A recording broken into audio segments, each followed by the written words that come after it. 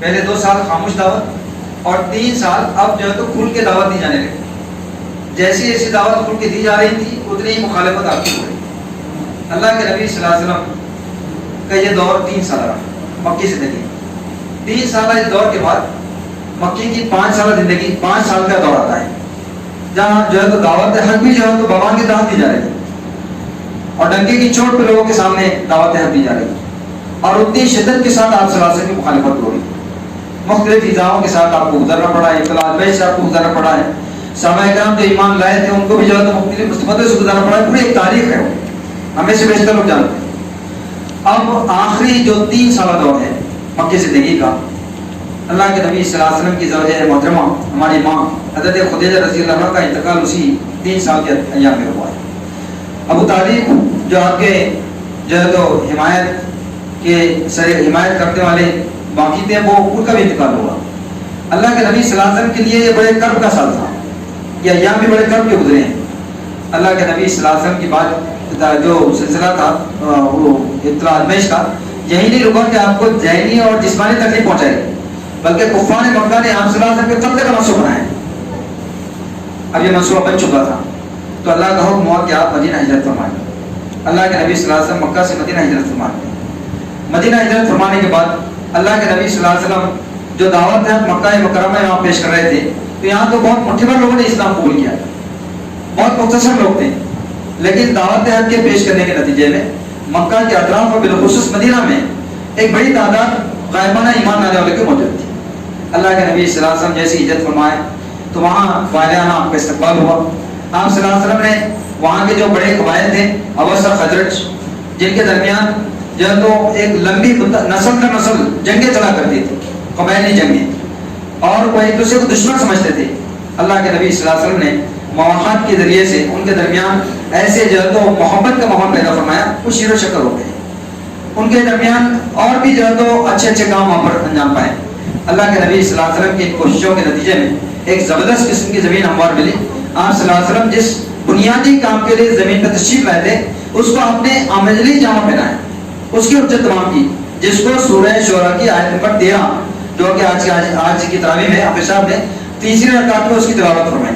آج اس کی تلاوت کا شرف پہلی بار سے کیا, جس میں اللہ تعالیٰ فرماتا ہے کہ اس نے تمہارے لیے دین کا وہی طریقہ مقرر کیا ہے, اس نے تمہارے لیے دین کا وہی طریقہ مقرر کیا ہے جس کا حکم اس نے نوح علیہ السلام کو دیا تھا, اور جسے محمد صلی اللہ علیہ وسلم اب تمہاری طرف ہم نے وہی کے ذریعے سے بھیجا ہے, اور جس کی ہدایت ہم ابراہیم علیہ السلام, موسیٰ علیہ السلام اور عیسیٰ علیہ السلام کو دے چکے ہیں, اس تاکید کے ساتھ کہ قائم کرو اس دین کو اور اس پہ متفرق نہ کرو.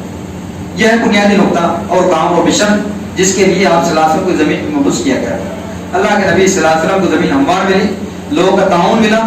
آپ جس کام کے لیے, جس مقصد کے تحت, جس مشن کے تحت دنیا میں مبعوث کیے گئے تھے, جس اسلام کی تکمیل کے لیے آپ مبعوث کیے گئے تھے, اس تکمیل کا عملی مظاہرہ اسلام قائم کرنے کی شکل میں مدینہ منورہ میں ظاہر ہوا. آپ صلی اللہ علیہ وسلم نے اس مدینہ میں ایک اسلامی ریاست قائم کی, اور اسلامی ریاست میں وہ تمام باتیں جیسا کہ ہم دیکھتے کہ مکی زندگی کی میں بھی اللہ کے نبی صلی اللہ علیہ وسلم پہ جو قرآن نازل ہوا اس میں بنیادی طور پر توحید, رسالت, آخرت پر زور دیا گیا ہے. لیکن مدنی زندگی کی اگر آیات پہ ہم غور کریں تو ہم پائیں گے کہ اللہ تعالیٰ نے وہاں پر تعزیراتی قوانین, فوجداری قوانین, آئلی قوانین, انفرادی زندگی, اجتماعی زندگی, معاشرتی زندگی, معیشت کی زندگی, اس سے متعلق مجموعی مکمل رہنمائی فرمائی. جس طرح کی آیات اور احکام نازل ہوئی ہے مدینہ منورہ میں, اللہ کے نبی صلی اللہ علیہ وسلم نے اس کو منوان ویسی نافذ کر کے بتایا. یہ جو قرآن جو ہم پڑھ رہے ہیں, نہیں حافظ صاحب کے پیچھے سن رہے ہیں نا, ہم جو قرآن سن رہے ہیں یہ صرف سننے سنانے کے لیے نہیں آیا ہے کہ رمضان میں حافظ صاحب جو ہے ہم کو سنا دیں اور ہم سن لیں.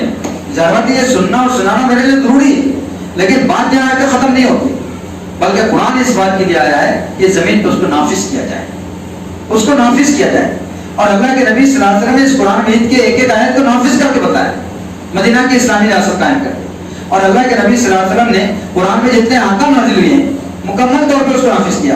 آپ صلی اللہ علیہ وسلم اسلامی ریاست کے ایک سربراہ کے طور پر ہمارے سامنے آتے ہیں.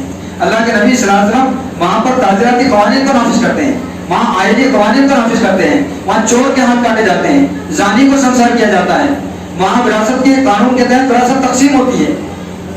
وہاں جیسا کہ آپ جانتے ہیں کہ جس طرح کے جیسے جیسے قوانین نازل ہوتے تھے ویسے ویسے اس کا نفاذ ہوتا تھا. وہ بات بڑی مشہور ہے جس کو ہم بار بار سنتے سناتے رہتے ہیں. جیسے ہی شراب کی حرمت کا حکم آیا، اس سے پہلے شراب حرام نہیں تھی، صحابہ اکرام خود شراب پیا کرتے تھے، وہاں کا معمول تھا. لیکن شراب کا حکم آیا تو صحابہ اکرام نے اس کی تلاوت کر کے بات ختم نہیں کر دی کہ بھائی تلاوت کر لو اس کا ثواب ملے گا، بلکہ جیسی شراب کا حکم آیا جہاں جس کے پاس جیسی شراب جس حالت میں تھی وہیں رک گئی، جس کے ہاتھ میں تھی اس نے روک دی، جس کے منہ میں تھی اس نے تھوک دی، جس کے حالت میں گئی تھی اس نے نکال دی.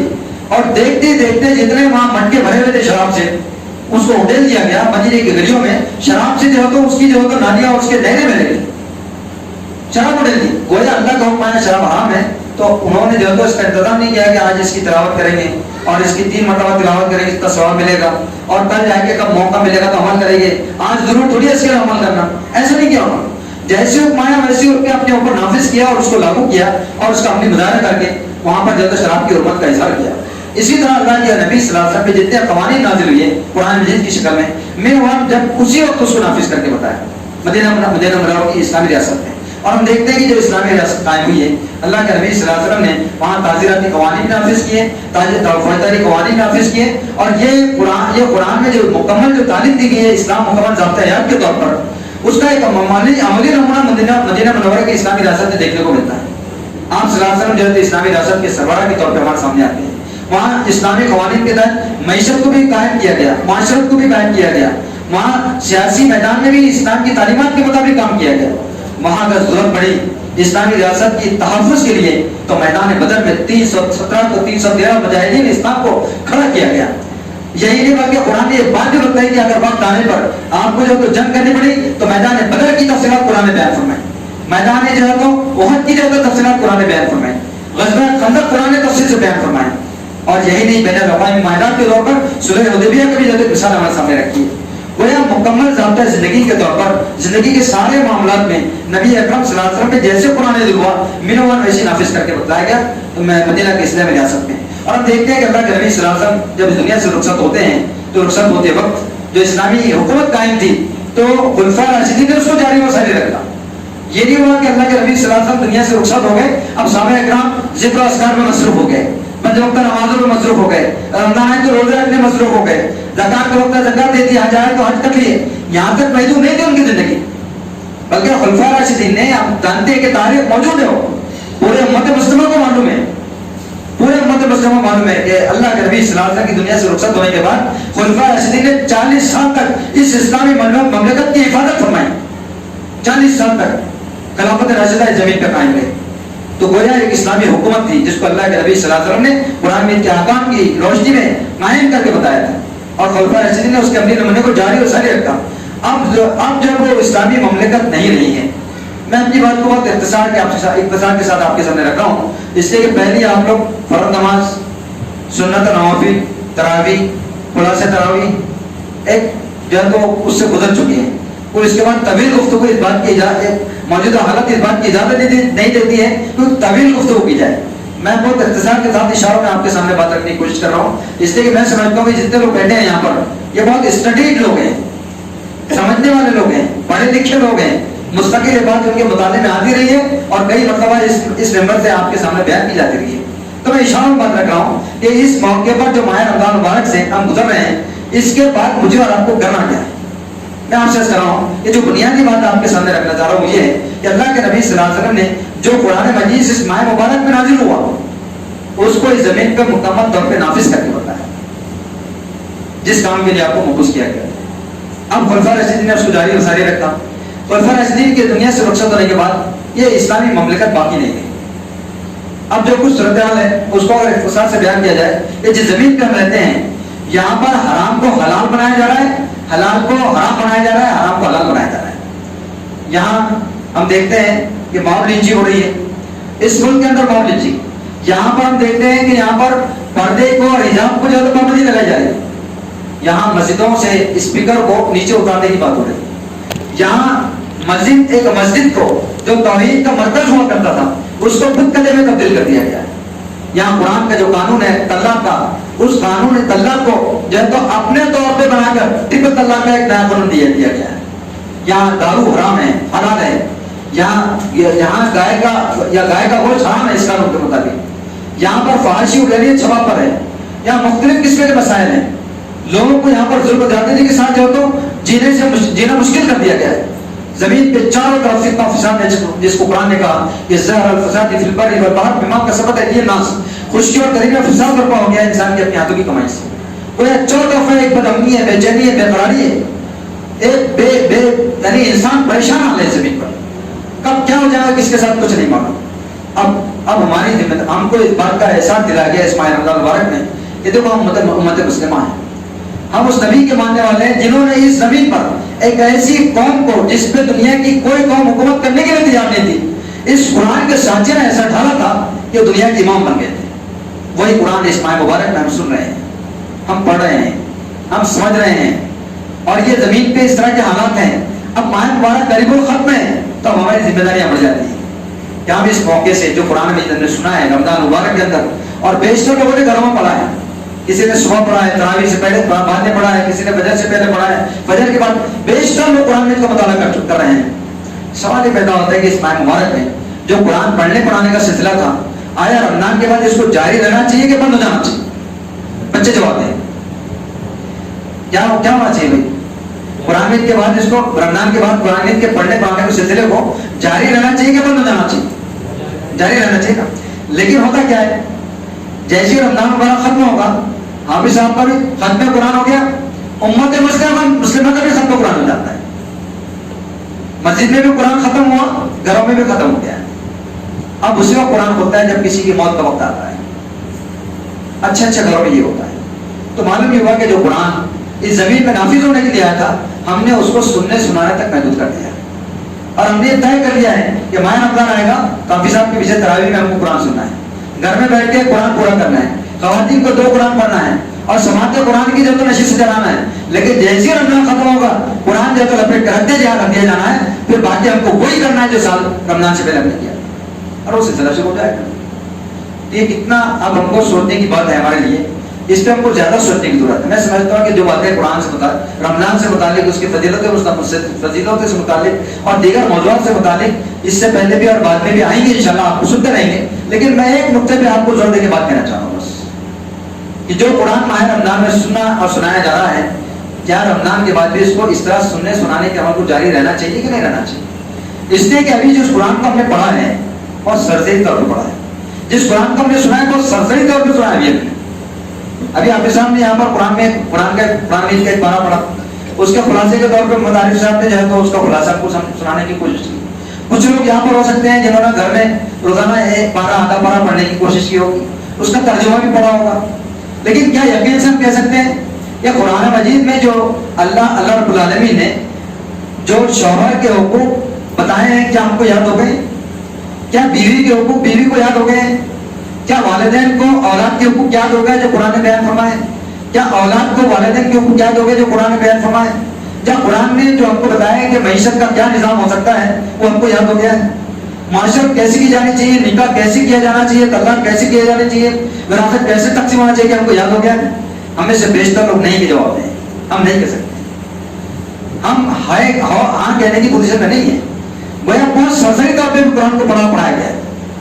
جو قرآن زمین میں نافذ ہونے کے لیے آیا ہے، اور صحابہ اکرام رضی اللہ عنہ اس کو بر وقت اس پہ عمل کیا کرتے تھے، اللہ کے نبی صلی اللہ علیہ وسلم نے پورا قرآن نافذ کر کے بتایا ہے. اب وہ قرآن ہم سے کیا تقاضا کرتا ہے؟ ہماری انفرادی زندگی میں اس کا نفاذ ہونا چاہیے، ہماری اجتماعی زندگی میں اس کا نفاذ ہونا چاہیے، ہمارے گھر میں اس کا نفاذ ہونا چاہیے. جو ماہ رمضان مبارک میں اس کا نفاذ کے کچھ عملی شکلیں دیکھنے کو مل رہی تھی، وہ 11 مہینے جاری رہنا چاہیے. لیکن افسوس کے ساتھ کہنا پڑتا ہے کہ وہ 11 مہینے نہیں رہتا ہے، بلکہ ماہ مبارک میں جو رونق ہمارے گھروں میں ہوتی ہے قرآن کے حوالے سے، وہ رمضان ختم ہوتے سے ختم ہو جاتی ہے. یہ بہت بڑا سوال ہے ہمارے سامنے. اگر ہمیں سمجھتے ہیں کہ اس ماہ مبارک میں قرآن نازل ہوا ہے، اور یقیناً ہوا ہے، ہمارا اس بات پہ ایمان ہے کہ اللہ کے نبی صلی اللہ علیہ وسلم آخری نبی ہے، اور یقیناً آخری نبی ہے. ہمارا اس بات پہ ایمان ہے کہ اللہ کے نبی صلی اللہ علیہ وسلم نے قرآن مجید کو عملی طور پر نافذ کر کے بتایا، اور زندگی کے سارے معاملوں میں نافذ کر کے بتایا، اور اسلامی ریاست قائم کر کے اس کا نمونہ بھی پیش کیا. تو ہم کو اس بات پہ سوچنا ہوگا کہ قرآن کے نفوذ کے بغیر شخصیت کا ارتقا نہیں ہو سکتا ہے. قرآن کے نافذ ہوئے بغیر معاشرے کی تعمیر نہیں ہو سکتی. قرآن کے نافذ کے بغیر ریاست کی تشکیل نہیں ہو سکتی. اور یہ سب کام اللہ کے نبی صلی اللہ علیہ وسلم کر کے بتائے. لقد کان لکم فی رسول اللہ اسوۃ حسنہ، کہ نبی اکرم صلی اللہ علیہ وسلم کی زندگی ہمارے لیے بہترین نمونہ عمل ہے. تو اس معنی میں نمونہ عمل نہیں ہے کہ اب نماز کیسی پڑھائی اللہ کے نبی نے اس تک سیکھ لے بات ختم. روزے کا کیا طریقہ ہوتا ہے، کیسے رکھنا چاہیے اس کو سیکھ لے بات ختم. زکات کیسے دی جانی چاہیے اس کو سیکھ لے حضور صلی اللہ علیہ وسلم کے ذریعے سے بات ختم. حج کا طریقہ کیا ہوتا ہے وہ سیکھ لے بات ختم. اور میرا سا خیال ہے کہ موٹی موٹی کچھ باتیں سیکھ کر ہم نے بات کو ختم کر لیے، اس کا اسلام کو مکمل سمجھ لیا. باقی سارے محاذوں پر ہماری نالج بھی نہیں ہے، ہمارا مطالعہ بھی نہیں ہے، اور اس کی پریکٹس بھی نہیں ہے، اس کا نفاذ بھی نہیں ہے. پھر کیسے امید کر سکتے ہیں کہ جنت کے مستحق بن سکتے ہیں؟ کیسے امید کر سکتے ہیں جس قرآن کے نزول کی وجہ سے اس ماہ مبارک کو بابرکت بنا دیا گیا ہے، اس قرآن کے نزول کی وجہ سے اس کی ہر سال کو متبرک بنا دیا گیا ہے، اس قرآن کے نزول کی وجہ سے اس پورے مہینے کو متبرک بنا دیا گیا ہے، اس قرآن کے نزول کی وجہ سے اس ماہ رمضان مبارک کی ایک نیکی کا 70 درجے جو ہے تو 100 بڑھا دیا گیا ہے.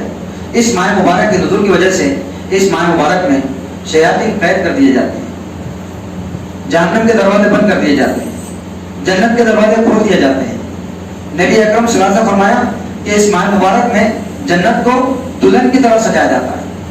جنت کے 8 دروازے ہیں جو الگ الگ نیک انسانوں کے لیے مخصوص ہے، لیکن ایک دروازہ ہے باب ریان جو صرف روزہ داروں کے لیے مخصوص ہے. اس کو خاص طور سے سجایا جاتا ہے، اس کو خاص طور سے سجایا جاتا ہے. اور یہ فضیلت بھی بیان کی گئی ہے کہ اس ماہ مبارک میں نزول قرآن کی شکرانے کے طور پہ جو لوگ مہینے بھر کے روزے رکھیں گے، اللہ رب العالمین نہ صرف ان کو باب الریان سے داخلہ دے گا بلکہ 8 دروازوں میں بلا تکلف بجا سکتے ہیں، ان کو لوگ خود ہی چھو گئے. اللہ رب العالمین اس ماہ مبارک میں نزول قرآن کی وجہ سے اس کے شکرانے کے طور پہ 30 دن کے جو لوگ روزے رکھتے ہیں ان کے ان روزہ داروں کی دعاؤں پہ آمین کہنے کے لیے اللہ رب العالمین عرش کے فرشتوں کو زمین پہ بھیج دیتا ہے اور کہتا ہے کہ میرے بندے جو روزے رکھ کے دعائیں کر رہے ہیں ان کی دعاؤں پہ آمین کہو. اتنی غیر معمولی اہمیت کا حامل قرآن مجید جس کی وجہ سے اتنی فرش سے لے کے عرش تک رونقیں ہی رونقیں ہیں، برکتیں ہی برکتیں ہیں، رحمتیں ہی رحمتیں ہیں. وہ قرآن میرے اور آپ کے پاس موجود ہے. اور میرا اور آپ کا رویہ جس طرح میرے اور آپ کے مشاہدے میں ہے، پوری امت مسلمہ کا رویہ کہ ماہ مبارک میں تو ہم سرسری طور پہ قرآن سے تعلق قائم رکھتے ہیں، لیکن ماہ مبارک کے رخصت ہونے کے بعد ختم قرآن کے ساتھ ختم قرآن اپنی زندگی سے بھی کر لیتے ہیں. یہ سوال نشان ہے. اگر ہم سمجھتے ہیں کہ اس زمین پر ہم اللہ کے جو ہے تو محبوب بندے بنے اور قیامت کے دن کے اللہ کی جو ہے تو رحمتیں ہماری جو ہے استقبال کریں، تو جس طرح آپ دیکھتے ہیں کہ اس زمین پر ابھی ماضی قریب میں اس ملک کے اندر CA/NRC کے نام پر جس طرح کا قانون لانے کی کوشش کی گئی اور اس کی مخالفت میں پورے ملک میں تمام مسلمانان ہند مرد و خواتین بھی سڑکوں پہ نکل چکے تھے، اس لیے کہ ہماری شریعت خطرے میں وہ نکلنا بھی ضروری تھا. لیکن میں آپ سے عرض کرنا چاہ رہا ہوں کہ اگر میں آپ چاہتے ہیں کہ جس طرح دنیا کی اس زمین کی اس ملک کی شریعت خطرے میں آئی تو تمام مسلمان گھروں سے نکل کے میدان میں نکل پڑے تھے اس بل کی مخالفت میں، اس قانون کی مخالفت میں، شریعت خطرے تھی. میں آپ سے عرض کرنا چاہ رہا ہوں کہ اگر میں اور آپ قرآن مجید سے میرا اور آپ کا تعلق جو قرآن میں جو رمضان میں قائم ہوا تھا اور رمضان کے بعد اگر قائم نہ ہو تو حشر کیا ہوگا؟ اس کے بارے میں سورہ طہ میں آیت نمبر 153 میں اللہ تعالیٰ نے بیان فرمایا، اور جو میرے ذکر درس نصیحت سے منہ موڑے گا اس کی دنیا کی زندگی تنگ کر دی جائے گی اور قیامت کے دن ہم اسے اندھا اٹھائیں گے. وہ کہے گا رب العالمین دنیا میں تو میں آنکھوں والا تھا، یا مجھے اندھا کیوں اٹھایا؟ تو وہ کہے گا جس طرح تم نے ہمارے کلام کو بلا دیا تھا اسی طرح آج تمہیں بلایا جا رہا ہے. یہ وہ سزا ان لوگوں کی جو اللہ کے کلام سے روگردانی کرتے ہیں، قرآن سے دوری بنائے رکھتے ہیں اور آخرت کا جواب تو زیادہ سخت اور دیر پائیں. یہ بات سورہ نوح میں اللہ تعالیٰ نے سورہ طہ میں ارشاد فرمائی. میں آپ سے کہنا چاہ رہا ہوں کہ جس طرح سے اس زمین پر CA کے خلاف پورے ملک میں مسلمان اس کے خلاف کھڑے ہو گئے تھے اس لیے کہ ان کی اس ملک کی شریعت خطرے میں تھی. میں آپ سے کہنا چاہ رہا ہوں کہ اگر قرآن سے تعلق رمضان کے بعد ہمارا قائم نہ رہا اور یہ سلسلہ برقرار رہا، اس لیے ہم چلے گئے، تو میں آپ سے کہنا چاہ رہا ہوں کہ ہماری جنت کی شریعت خطرے میں ہے، جو اس سے لاکھوں کروڑوں گنا زیادہ ہم جو تو اس کی فضیلت ہے. دنیا کی شریعت خطرے میں ہے تو ہم پریشان ہو گئے. ہم کو اس بات سے لاکھوں کروڑوں گنا زیادہ پریشان ہونے کی ضرورت ہے کہ اگر قرآن سے تعلق ہمارا کمزور ہوگا، لا تعلق کی ہوگی، تو ہماری جنت کی شریعت متاثر ہوگی. کیا جنت کی شریعت نہیں چاہتے ہیں؟ ہم میں سے کون ہے جو جنت کی شریعت کے چاہتا ہو؟ جنت کی شریعت ہم سب چاہتے ہیں، لیکن کیا جنت کی شریعت ہم اس طرح سے سطحی تعلق کی بنیاد پر ہماری قائم رہ سکے گی؟ وہ تو میدان بدر میں جائیں، اپنے بھائیوں سے لڑے، اپنے قریبی رشتہ داروں سے لڑے. 313 کے سامنے کون تھا وہاں پر؟ اسی 17 رمضان، اسی ماہ مبارک کے 17 رمضان کو 2 ہجری کو میدان بدر میں جو گھوڑے کو پیش آیا، قریبی رشتہ دار آمنے سامنے تھے. کس بنیاد پر تھے؟ اسی قرآنی تعلیمات کی بنیاد پر تھے. اگر قرآنی تعلیمات ان پہ واضح نہ ہوتی تو برسر بیکار بھی نہ ہوتے. یہ قرآنی تعلیمات تھی جو ان پہ واضح ہو چکی تھی کہ وہ جنت کی شریعت چاہتے تھے، لہذا ان کے لیے وہ زمینی جو رشتے تھے وہ کوئی معنی نہیں رکھتے تھے، اس کے مخالف کھڑے تھے، چاہے ان کا بھائی کیوں نہ ہو، جو ان کا چچا کیوں نہ ہو، جو ان کا مامی کیوں نہ ہو. لیکن اگر وہ قرآن کی دعوت کے مقابلے میں کھڑے تھے تو وہ جو ہے صفحے اسی سے مٹانے کے مستحق تھے، اور ایسا مٹانا ہی ان کو جنت کا مستحق بنا سکتا تھا. اگر ان سے وہ کمپرومائز کر لیتے تو ظاہر تو جنت کے مستحق نہیں بن سکتے. تو میدان بدر میں بھی یہ منظر ہم دیکھتے ہیں، میدان احد میں بھی دیکھتے ہیں، غزوہ خندق میں بھی دیکھتے ہیں. گویا ان لوگوں نے اپنی جان کے نذرانے پیش کیے تو جنت کے مستحق ہوئے. ہم کیسے اس بات کا دعویٰ کر سکتے ہیں کہ رمضان کی 30 روزے رکھ لیں، حج آئے تو حج کر لیں، زکات ہے زکات دے دیں، اور چھوٹے موٹے دینی کام کر لیں، باقی تمام کام جو ہے دنیا کے اللہ اس کے رسول کی تعلیمات کے مخالف خیمے کے ساتھ کریں، تو کیسے ہم جنت کے مستحق بن سکتے ہیں؟ کیسے ہماری جنت کی شریعت باقی رہ سکتی ہے؟ تو یہ ماہ مبارک مجھے اور آپ کو پریرت کر رہا ہے، سبق دے رہا ہے کہ اگر ہم چاہتے ہیں کہ جنت کی شریعت کو باقی رکھنا ہے تو مجھے اور آپ کو اپنے اس رب کے رب العالمین کے کلام سے رشتے کو مضبوط رکھنا ہوگا، اپنے رشتے کو مضبوط کرنا ہوگا. جو رشتہ وہاں بھی قائم ہوا ہے اس کی روشنی میں ہمارے گھروں میں، ہماری بستیوں میں، ہماری مسجدوں میں جو دینی ماحول بنائے رکھنے کی اپنی کوشش کی ہے، اس ماحول کو مزید ترقی دینی ہوگی، فرد کا ارتقا کرنا ہوگا، معاشرے کی تعمیر کرنی ہوگی تاکہ ریاست کی تشکیل عمل میں آ سکے. اسی وقت جو ہے یہاں پر ایک کافروں یا جابروں اور متشددوں، قارونوں، فرعونوں کا جو صدمہ ہو سکے گا. ورنہ تو سر اٹھاتے رہے، چاہے ہم کتنی گڑ گڑا کے دعائیں کریں، دعائیں قبول نہیں ہوگی. ہم کو اس صف کے لیے اپنے آپ کو تیار کرنا ہوگا جس صف کو اللہ کے نبی صلی اللہ علیہ وسلم نے میدان بدر میں کھڑا کیا تھا. وہ صف کے لیے تیار ہونا گا، وہ اپنے آپ کو کرنا پڑے گا جس صف کو اللہ کے نبی صلی اللہ علیہ وسلم نے میدان احد میں کھڑا کیا تھا. اس صف بندی کے ساتھ ہم کو اپنے آپ کو تیار کرنا ہوگا. تب کہ جا کے فرشتے ہماری مدد کریں گے، تب کہ جا کے ہماری جنت انتظار کرے گی، تب کہ جا کے باب الریان میں ہمارا استقبال ہوگا. ورنہ نشستن گفتن برخاستن، پہلے رمضان آتے تھے، اب بھی رمضان آئے، کچھ چیزیں ہم نے کر لی، کچھ چیزیں چھوڑ دی اور خوشی خوشی عید منا لی، اور رمضان کے بعد ہم جو ہے مطمئن ہو گئے کہ ہم نے رمضان بہت اچھے گزارا ہے. یہ ضرورت ہماری سطحی ذہنیت ہے، اور اس کی نتیجے میں اپنے آپ کو ہم دھوکہ دے رہے ہیں. اللہ کو دھوکہ نہیں دے رہے ہیں، اپنے آپ کو دھوکہ دے رہے ہیں. کیا وہ لوگ غلط تھے جنہوں نے اپنی جانوں کے نذرانے پیش کے بنایا ہوا؟ وہ غلط تھے. اگر وہ غلط تھے تو نذرانے پیش کرنے کے بجائے اللہ کے نبی صلی اللہ علیہ وسلم کے رخصت ہونے کے بعد وہ ذکر و اذکار کرتے یہاں پر نمازیں پڑھتے. وہ ہم سے زیادہ اچھی نمازیں پڑھ سکتے تھے، ہم سے اچھے روزے رکھ سکتے تھے، اور رکھا انہوں نے، ہم سے زیادہ عبادت کر سکتے تھے. لیکن کیا ضرورت پڑی ان میدان بدر میں آنے کی؟ کیا ضرورت پڑی ان کو میدان احد میں آنے کی؟ کیا ضرورت پڑی ان کو میدان غزوہ احزاب میں آنے کی اور مختلف غزوات میں آنے کی؟ اور یہ باتیں قرآن میں ہمیں الگ سے نہیں آئی. قرآن میں یہ باتیں ہم سب نے سنائی جاتی. آپ کو غزوہ سورہ انفال پڑھ لیجیے، سورہ الاعراف پڑھ لیجیے، اور مختلف صورتیں پڑھیں جس میں سارے غزوات کا تذکرہ 10-10 15-15 رقموں پر مشتمل ہے، جس کو قرآن کو سنا میں ترقی ہے. کیا ہمیں تلاوت کرنے کے لیے اس کو یا سننے کے لیے اس کو رکھنا ہے؟ اس پہ مجھے آپ کو بہت گہرائی سے غور کرنا ہے. میں آپ سے عرض کرنا چاہ رہا ہوں، میں سمجھتا ہوں ایک ہی نقطے کے تحت کچھ احساسات پہنچانے کے لیے آپ کے درمیان آ رہا ہوں، اپنے آپ کے لیے، ہم سب کے لیے، کہ میرا اور آپ کا تعلق جو قرآن میں سے حدیث پر قائم ہوا ہے وہ رمضان کے بعد بھی قائم رہنا چاہیے. اور قائم رہنے کے لیے ہم کو کیا جتن کرنی ہے، کیا منصوبہ بندی کرنی ہے، بلکہ اصل منصوبہ بندی کا کام تو ہم کو اب کرنا پڑے گا. رمضان ختم ہوگا نا، رمضان میں تو ہم کو ریڈی میڈ منصوبہ بندی مل گئی تھی. ہم کو خود بخود جو ہے ایک پلان مل گیا تھا جس میں ہم شہری میں جاگ جاتے تھے، روزہ شہری کر لیا کرتے تھے، شہری ختم کر لیا کرتے تھے. روزے کی حالت میں وہ تمام گناہوں سے بچ جاتے تھے جو روزے میں نہیں کرنا چاہیے. غذا پانی سے روکا تھا، ازدواجی تعلقات سے روکا تھا، وہ تو رک ہی گئے تھے. لیکن باقی گناہ جو پیارا منی نہیں کرنا تھا وہ بھی رک گئے تھے. ہم چغل خوری بھی نہیں کر رہے تھے، ہم جو ہے تو کسی کے ساتھ زیادہ بھی نہیں کر رہے تھے، کسی کا حق نہیں مان رہے تھے، ماں باپ کے حقوق ادا کر رہے تھے، ماں باپ کے ساتھ زیادہ نہیں کر رہے تھے، بچوں کے ساتھ ہمدردی محبت شفقت سے پیش آ رہے تھے، اور پڑوسیوں کا خیال رکھ رہے تھے، مستحقین کا خیال رکھ رہے تھے، ہمدردی اور جو ہے تو ایک دوسرے کا تعاون کر رہے تھے. یہ سلسلے کو ہم کو جاری رکھنا پڑے گا نا، ورنہ رمضان ختم ہو تو بس اب پاسین اٹھا کے دیکھ لیں گے. ابھی تک تو خاموش تھی، شیطان بند تھا، اب تیرا سبق دیکھو تو سبق سکھا دوں گا. یہ پوری امت مسلمہ دیکھنے کو ملتا ہے. کیا ہم جنت کے مستحق ہو سکتے ہیں اس میں؟ کیا جنت کی شریعت ہماری باقی رہ سکتی ہے؟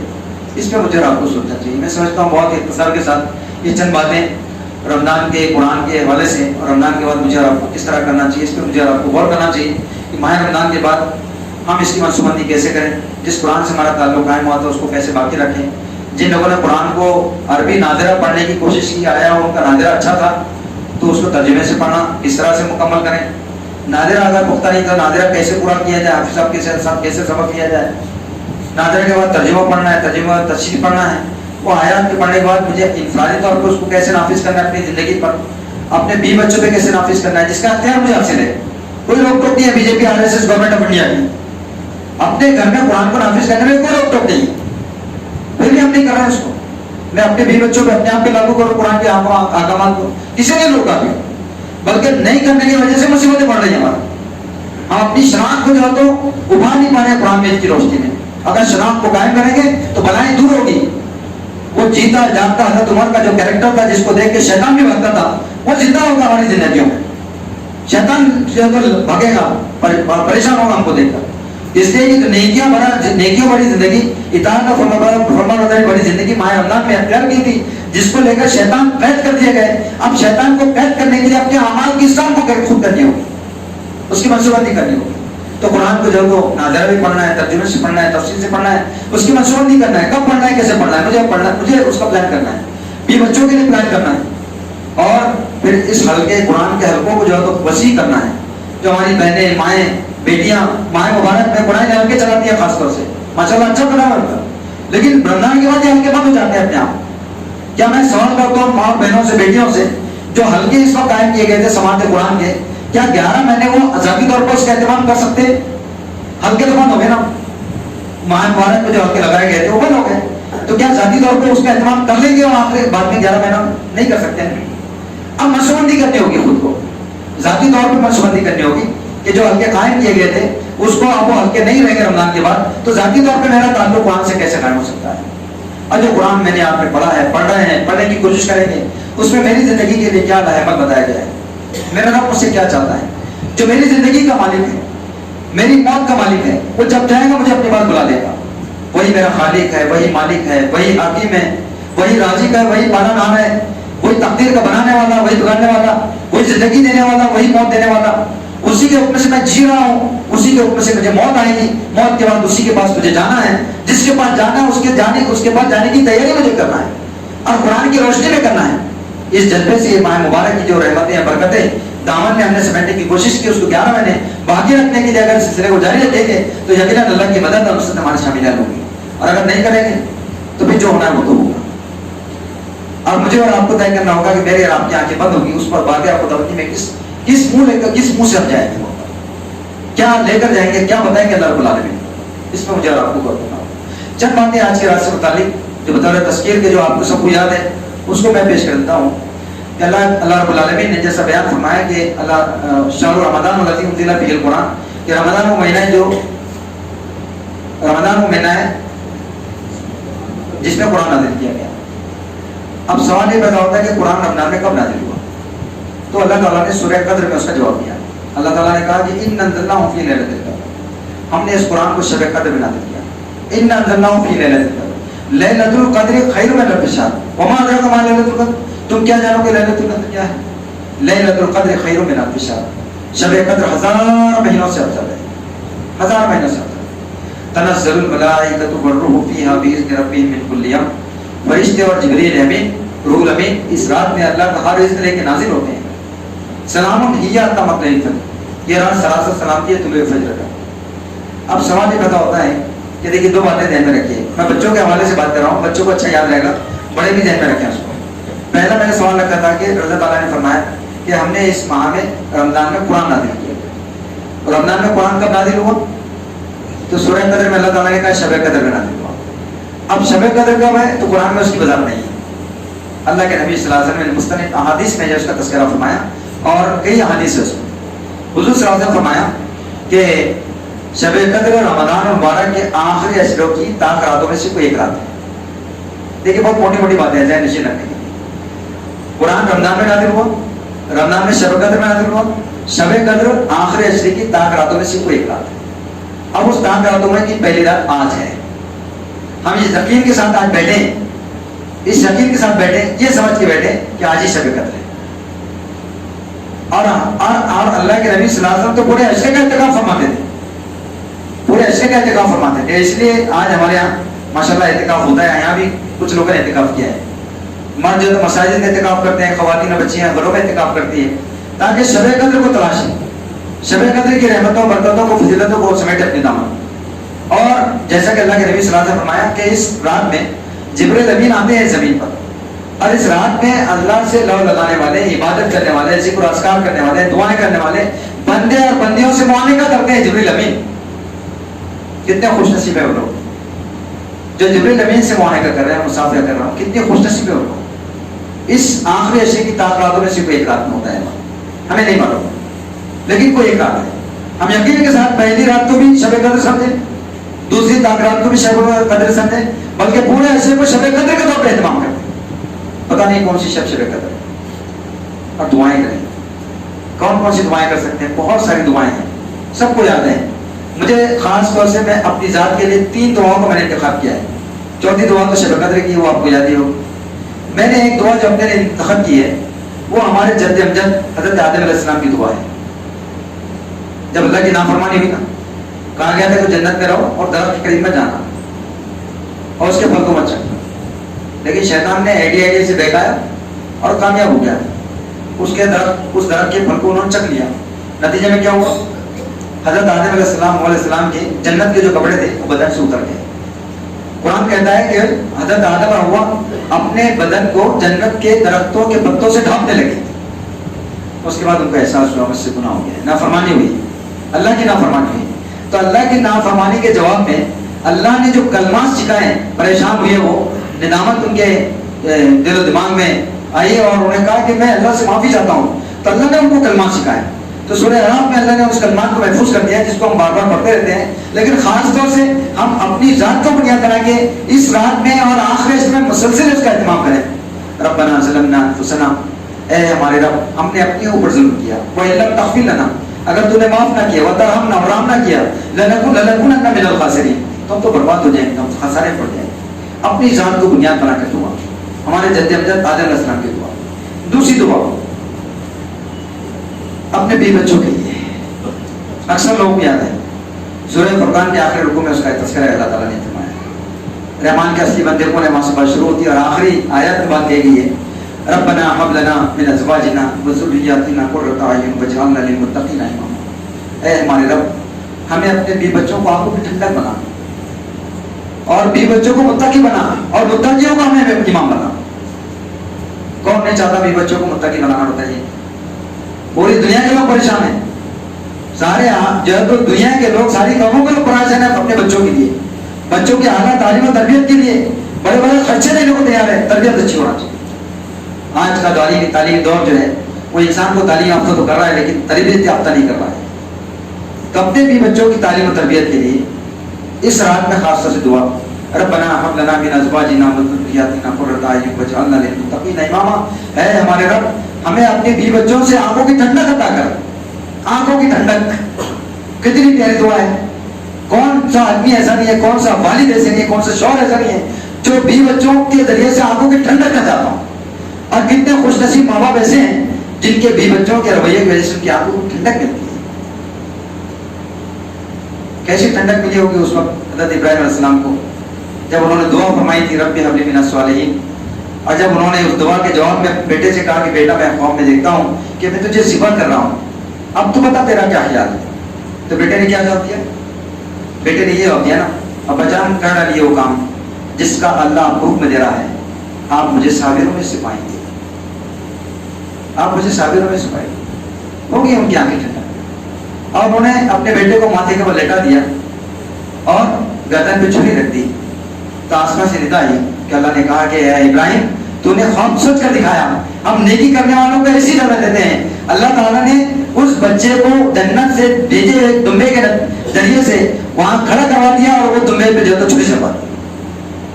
अल्लाह को अदा को बुला दिया, पसंद आ गई। لیکن بات اس کی ہے کہ جو دعا انہوں نے کی تھی رب حبلی بنا صالحین، اس کے جواب میں بچے نے جو جواب دیا تھا، والد کی آنکھیں ٹھنڈی ہو گئی. میرا بچہ میری دعا کا جواب ہے جو میرے رب سے میں نے کی. کون سے ماں باپ نہیں چاہتے ہوں گے اپنے بیوی بچوں سے آنکھوں کی ٹھنڈک ملے؟ اس رات میں بیوی بچوں کے ذریعے سے آنکھوں کی ٹھنڈک کی دعا کریں. ربنا هب لنا من ازواجنا وذرياتنا قرة اعين واجعلنا للمتقين اماما. اس کے بعد ہمارے جد امجد، دوسرے جد امجد حضرت ابراہیم علیہ السلام کی دعا جو اپنی ذات کے لیے بھی ہے، اپنے بچوں کے لیے بھی ہے، امت مسلمہ کے لیے بھی ہے، پیشوا ہے نا دنیا کے. ابراہیم علیہ السلام کی دعا جو اس رات میں ہم اہتمام کریں اس کا. ربی اجعلنی مقیم الصلاۃ، اے اللہ مجھے نمازی بنا. ربی اجعلنی مقیم الصلاۃ. ربنا وتقبل دعا، اور میری دعا قبول فرما. ربنا اغفر لی ولوالدی، میری مغفرت فرما، میرے والدین کی مغفرت فرما. ربی اجعلنی مقیم الصلاۃ. ربنا اغفر لی ولوالدی وللمؤمنین یوم. تو شاید ادھوری پڑھ رہا ہوں جی. ہاں ربنا تقبل، ربنا اغفر لی ولوالدی وللمؤمنین یوم یقوم الحساب. میری مغفرت فرما، میرے والدین کی مغفرت فرما، امت مسلمہ کی مغفرت فرما. کیا امت مسلمہ ہماری دعاؤں کو مستحق نہیں ہے؟ کیا ہو رہا ہے خربون میں ہمارے بھائیوں کے بہنوں کے ساتھ جن کے مکانات کو بلڈوزر سے ڈھا دیا گیا ہے، یہ بول کے دلی میں اور اس علاقے میں جو بلڈوزر چلائے جا رہے ہیں تو حکومت کہہ رہی ہے کہ وہاں ملبہ صاف کیا جا رہا ہے.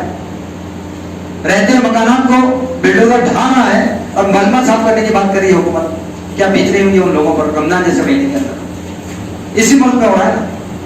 کیا وہ دعا کے مستحق نہیں ہے کم سے کم ہماری دعاؤں کی؟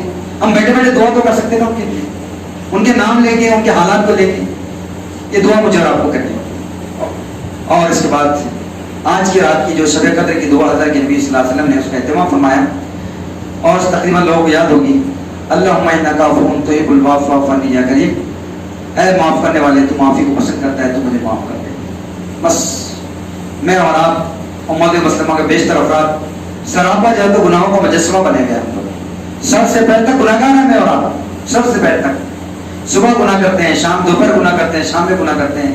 نافرمانیوں کا مجسمہ بنے میں اور آپ. اس لیے ہم کو مستقل دعا کرتی رہنی چاہیے. پورے آخری اشرے میں گر گڑا کے دعا کرنی چاہیے کہ رب العالمین سر سے پیر تک گنہگار ہیں، قدم قدم میں نافرمانی کی ہم نے. آج کی رات مجھے معاف کر دے. تو معافی کو پسند کرتا ہے، تو معاف کرنے والا ہے، تو ارحم الراحمین ہے. کتنی پیاری دعا اللہ کے نبی صلی اللہ علیہ وسلم کی کہی. ان راتوں کا مجھے اور آپ کو اس طرح اہتمام کرنا ہے اور اپنی جو شخصیت میں نکھار لانا ہے، دل کی دنیا کو بدلنا ہے، جذبات اور احساسات کو جو تو قرآن کے سانچے میں ڈالنے کا جذبہ پیدا کرنا ہے. اسی قرآن سے اپنے رشتے کو مضبوط کر کے 11 مہینے اپنی ذات پر، اپنے خاندان پر، بیوی بچوں پر نافذ کرنے کا جذبہ اپنے اندر پیدا کرنا ہے. اس قوت کو پیدا کرنا ہے. یہ آخری حصے میں قوت مجھے اور آپ کو مل سکتی ہے. یہ دولت سے مالامال ہو سکتے ہیں میں اور آپ. ساری دولتیں ہیں اس کے مقابلے میں یہ غیر معمولی دولت ہے. یہ قرآن مجید سارے علوم کا سر چشمہ ہے. جتنی سائنس اور ٹیکنالوجی ہے اس کا منبع ماخذ قرآن مجید ہے. ساری ٹیکنالوجی اس کے اوپر ڈپینڈ کرتی ہے. یہ قرآن مجید کے علوم کا سر چشمہ ہے. یہ قرآن مجید کو اگر اختیار کریں گے دنیا میں چھا جائیں گے. وہ معزز تھے دنیا میں مسلمان ہو کر اور ہم خان ہوئے تاریخ قرآن ہو کر. تو قرآن مجید غیر معمولی جو ہے تو قوت اپنے اندر رکھتی ہے. قوت کا سر چشمہ ہے قرآن مجید جو ماہ مبارک میں نازل ہوا. اس کو اختیار کر کے اس ماہ مبارک سے توانائی حاصل کر سکتے ہیں. ہم اسلامی دستے کے فوجی بن کر نکل سکتے ہیں اس ماہ مبارک سے. زمین پہ، اللہ کی زمین پہ جو فتنہ و فساد اللہ کے باغیوں نے سرکشی نے پھیلا رکھا ہے، بچیوں کو زندہ دفن کیا جا رہا ہے، عورتوں پہ اتیاچار کیے جا رہے ہیں اور معصوموں کو، بے گناہوں کو جو ہے تو مارا جا رہا ہے. یہاں پر پردے کی جو ہے تو حرمت کو پامال کیا جا رہا ہے. یہاں بے گناہ انسانوں کو جو ہے تو موب لنچنگ ہو رہی ہے، بلڈوزر چلائے جا رہے ہیں، قوانین بدلے جا رہے ہیں، اسلامی قوانین میں دخل اندازی کی جا رہی ہے، توحید کے مراکز کو بدل کر بتکلے بنائے جا رہے ہیں. کتنی سرکش ہو گئی دنیا میرے اور آپ کے ساتھ. کیا اس کو بدلنے کی ضرورت نہیں ہے؟ مجھے اور آپ کو اٹھنا ہوگا. اس دنیا کو بدلنا، اس دنیا کو بدلنے کے لیے اپنے آپ کو اس زمین پر اپنے آپ کو پیش کرنا ہوگا. ماہ مبارک سے جو تربیت میں نے آپ نے حاصل کی ہے، ایک اسلامی دستے کا فوجی بن کے 11 مہینے اپنے رول کو پلے کرنا ہوگا. اگر ہم ایسا کریں گے تو ہم اللہ کی مدد کے مستحق ہوں گے. اللہ کی مدد ہمارے شاملات ہوگی انشاءاللہ العزیز. ہم اللہ سے دعا کریں کہ رب العالمین مجھ اور آپ کو اس ماہ مبارک کی جتنی نعمتیں ہیں، رحمتیں ہیں، برکتیں ہیں، جو بقیہ ایام ہے اس میں مزید ہمیں سمیٹنے کی توفیق عطا فرمائے. قرآن میں سے ہمارے تعلق کو نولد کرنے کی توفیق عطا فرمائے. رب العالمین اس ماہ مبارک میں جو کچھ بھی ہم نے نہیں کیا انجام دینے کی کوشش کی ہے اس کا بہترین اجر ہمیں دنیا میں بھی عطا فرمائیں آخرت میں بھی عطا فرمائیں. اللہ تعالیٰ اس ماہ مبارک کی برکت سے ہم سب کو جنت میں جانے کی تیاری کرنے کی توفیق عطا فرمائیں. وآخر دعوانا ان الحمد للہ رب العالمین. جزاک اللہ.